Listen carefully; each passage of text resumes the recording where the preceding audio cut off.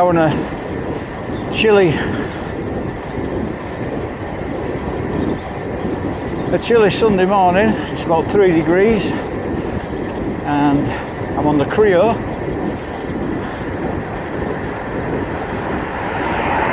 Currently it's set in eco mode. Because I'm going faster than about 16, it's not providing any assistance at the moment.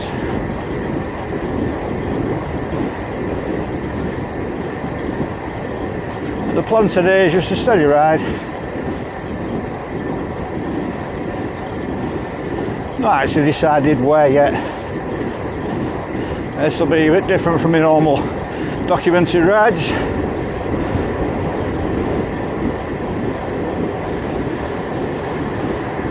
Unfortunately, due to a high blood pressure problem I've had recently, I've been able to go on beta blockers, which obviously lowers your heart rate, and I can't sustain the high heart rates required for mountain biking. And people say, well, why don't you get an e-mountain bike? Fair point, but I think to sustain it lower, I thought I'll go back to the road and gravel. So that's what I've done.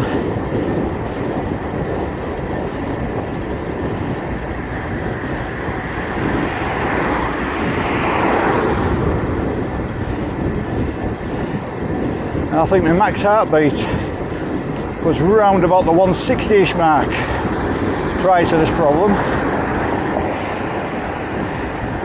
And I'm noticing now about 135 as a high point, possibly a little bit higher. But when I reach that, I can certainly feel it.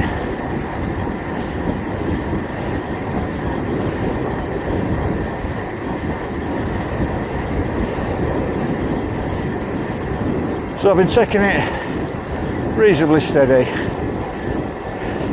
Saying that, my average road speeds have still been around about 16 and a half miles an hour, so I think the assistance from the bike up the hills definitely makes that difference. But on the flats I'm finding there's no motor use at all. Consequently, the battery usage has been pretty good.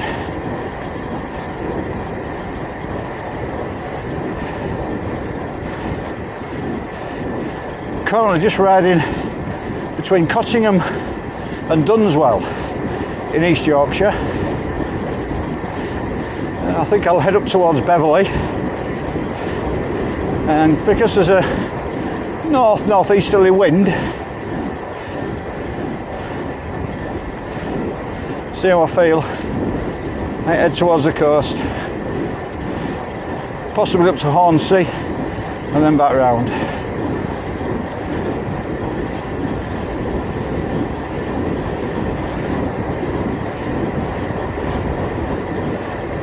Now my Garmin showing a blank screen is because I've got the battery saver on.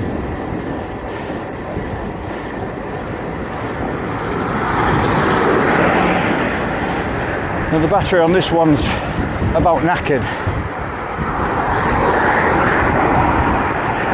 It lasts me maybe hour and a half tops when I've got displays on. I can get maybe 2.5 hours out of it with no display. Obviously still supporting and recording the ride, so I'm going to have to upgrade. I mean, it's an 820 Explore, which I got this one when they first came out, so it's 5 years old now.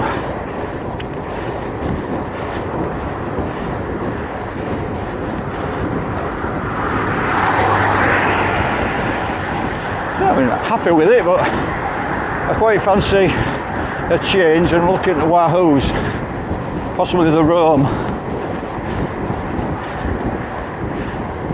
Basically anything that's going to give me a better battery life than this.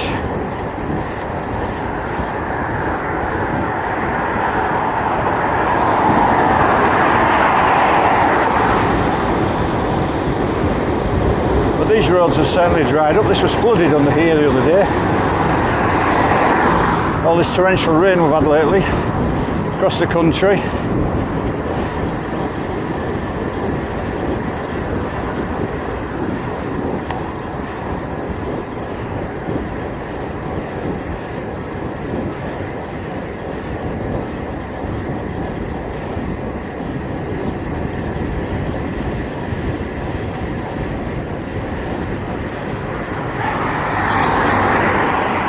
Out the other day around near North Cave, Hutham, and there's a hell of a lot of flooding there. You can probably see some of these fields are a little bit flooded. They're nowhere near as bad as some parts of the country, obviously, but further to the north of the East Riding, particularly north of Beverley and in Holderness, there's been some really bad flooding.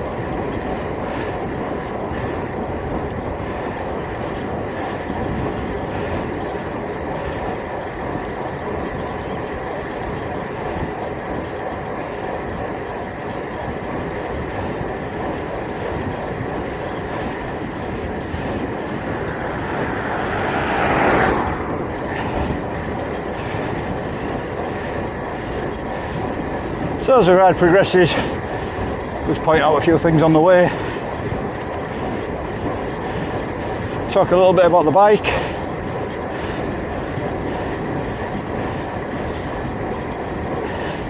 And just general stuff.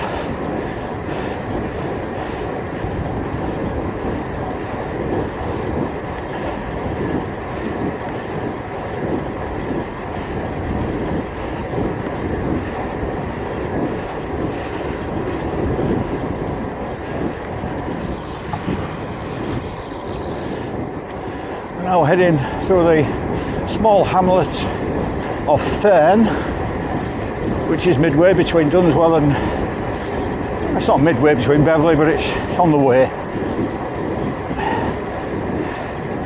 Now, this was pretty badly flooded the other day, you can see, probably going to be a bit shitty.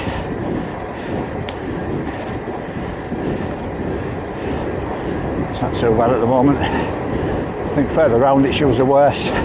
Even in summer, this road tends to stay quite wet.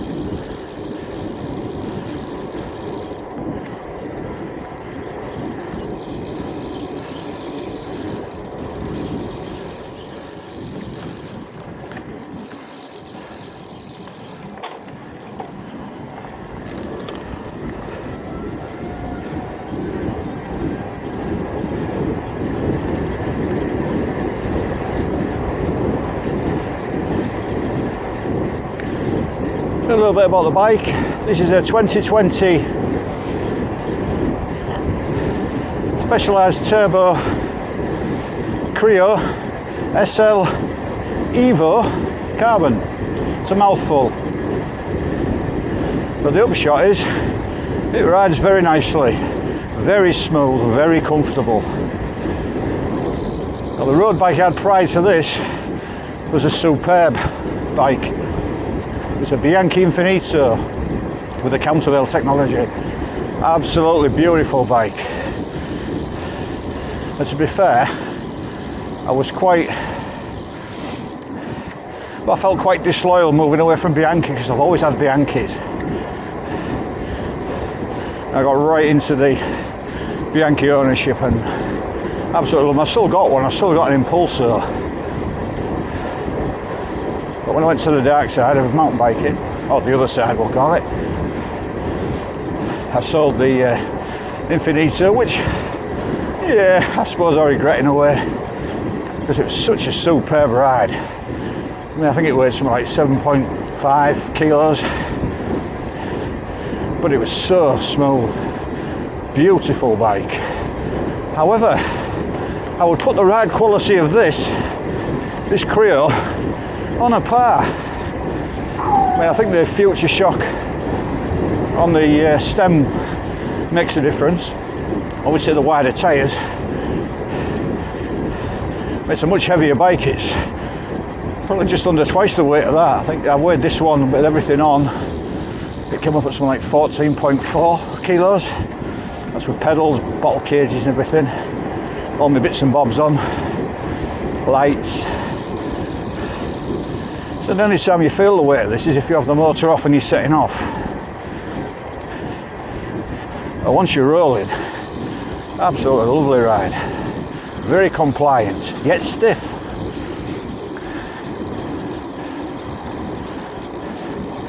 As you probably notice, it's got the older style TCU. It's not the Mastermind ones, or the newer ones, which look very nice, but this is enough for me.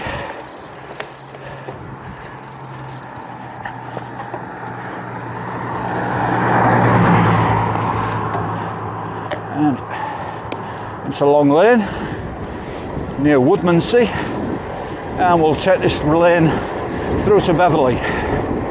We're back to the bike. This is pretty much standard. It's got standard wheels. It's got the same tyres on. The Pathfinder Pros 38mm gravel / road tyres, which I'm finding pretty good. They roll nicely. They're pretty supple. I've been on a little bit of gravelly stuff, and they seem fine.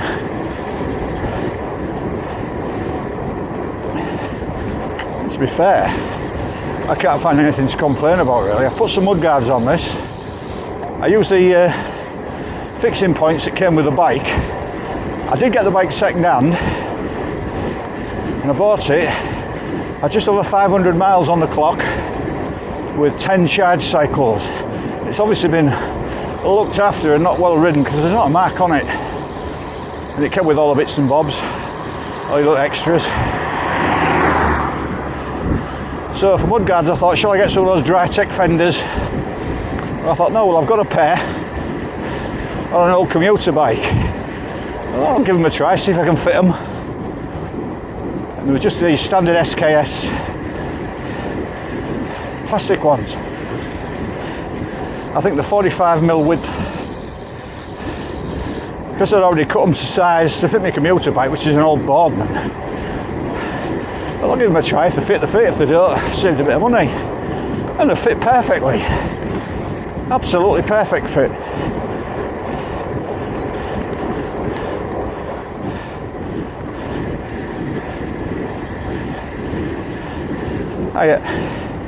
So these guards are staying on till the weather breaks, and then they'll be off.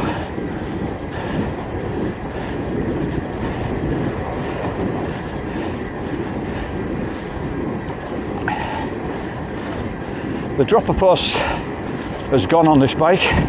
Took it off.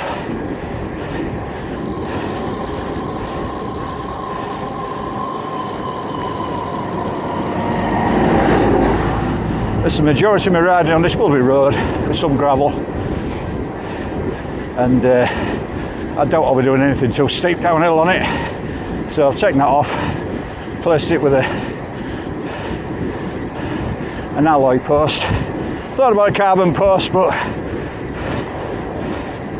I already had an alloy post to use. What's the point in spending more? And with the bike being obviously an e-bike, it's going to weigh more than the road bike anyway, and a few grams. It's not going to make that much difference to me. It might to others, but not to me.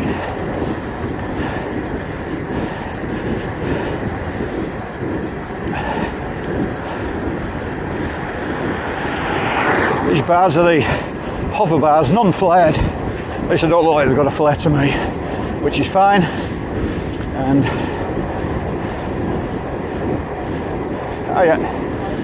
apart from that, everything's as is. GRX group set, the standard Praxis chainring, which some people have complained about dropping chains.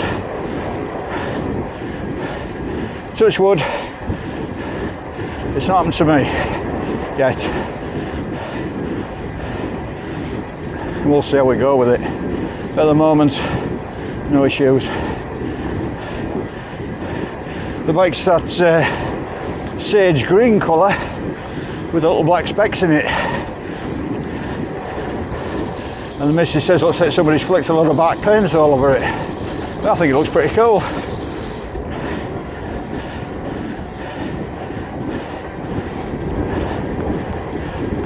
And I would, wouldn't I?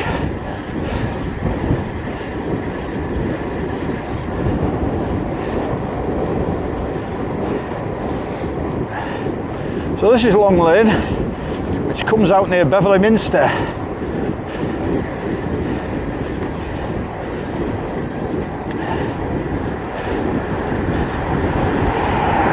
Historic town of Beverley, East Yorkshire. If you've never been, it's worth a visit. I mean, it's literally 20 minutes up the road from me.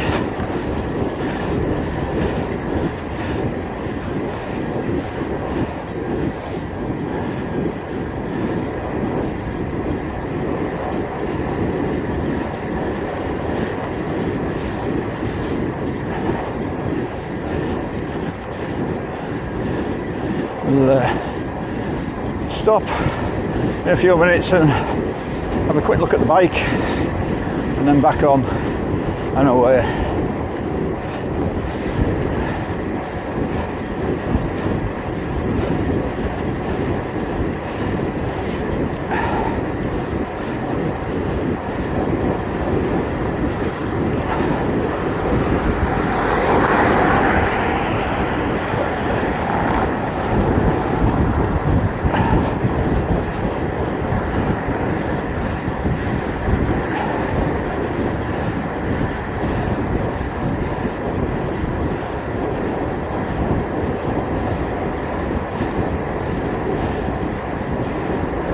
The main 879 road that runs to York. We'll stop here, have a quick look at the bike and then get going again.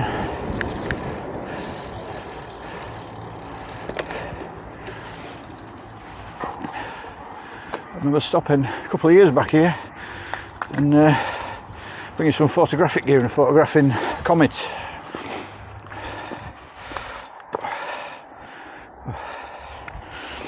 That's the bike.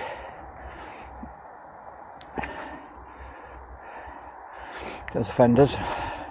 Do a pretty good job. Nice and solid.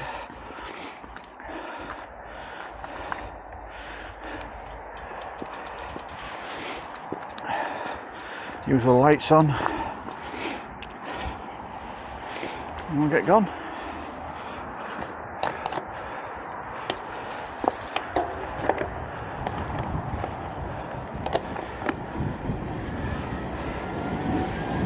Probably hear the motor there as you ride off. There you are.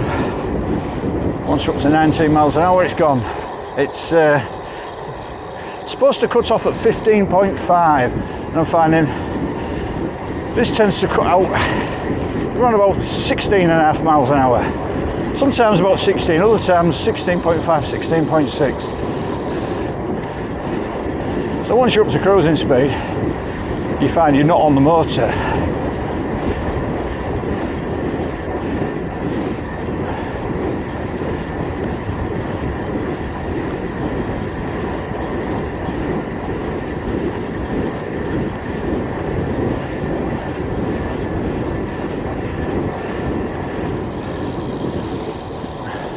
Morning. Sods will all look. Somebody decided to use this bike path. Lights changing. Morning.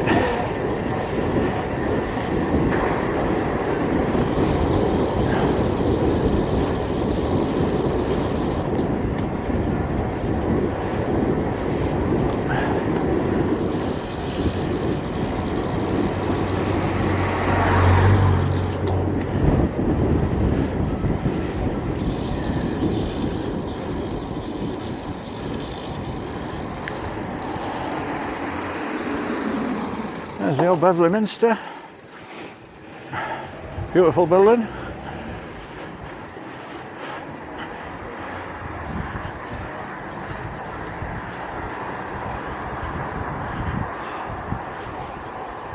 Can't remember when it was built.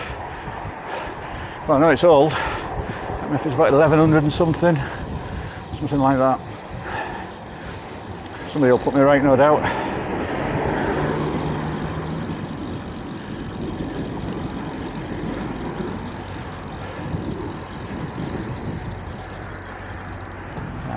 We'll go that way. There's a train. I do like trains, but we'll go this way.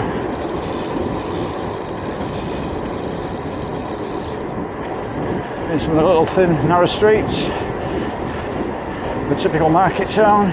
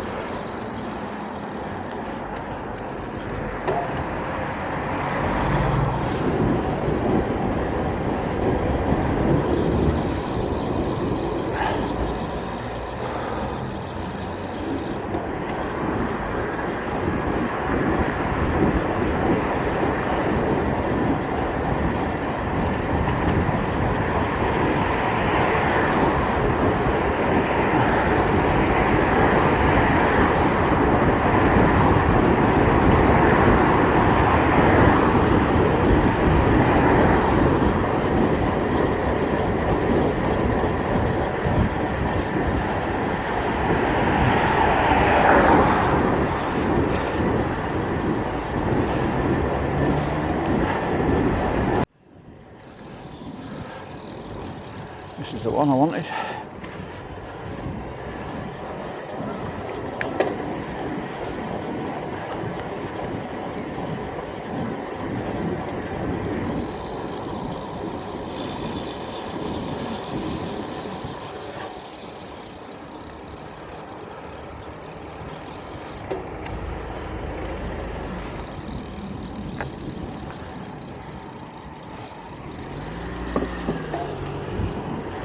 Cobble streets.